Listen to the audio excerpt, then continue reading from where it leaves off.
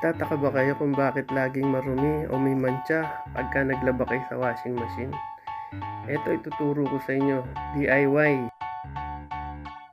Mahal kasi ng singil pagka mapapagawa nyo. 3,500 to 5,000 ng singil, di ba? Ayan, tingnan nyo, ituturo ko sa inyo kung paano pagtanggal. Ito, tatanggalin lang spinner, tinanggal ko na yung tornilyo, hindi ko na napakita sa inyo. Saka yung 6 na tornilyo, yung tinuturo ko na yun, tatanggalin nyo. Ito pagka LG washing machine ang gamit nyo.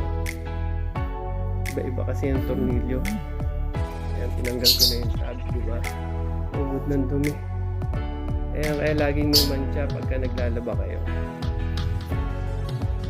Ilinisin nyo yan, kailangan meron kayong power washer para mas magandang maglinis. Mas madali, mas maalwan para tanggal ka agad ang dumi. Yung mga putik na namuo sa tab, natanggal ka agad. Kasi pagka iisisin nyo, magagasgas lang din yung stainless at saka matagal matanggal. Ayan, tingnan mo, malinis na, ikakabit ko na. Yung white na plastic saka screen mix. So, nilinis ko na rin pala yung plastic na kakabitan. Inhour spray ko rin. Ayan, tinuturnilyo ko na rin.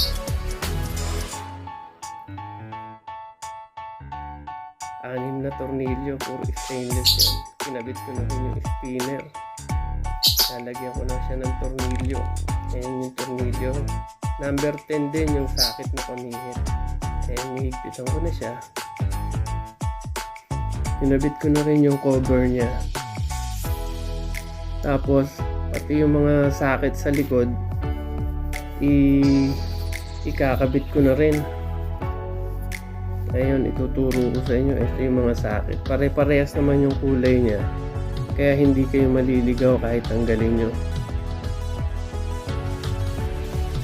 Ayun, pababa.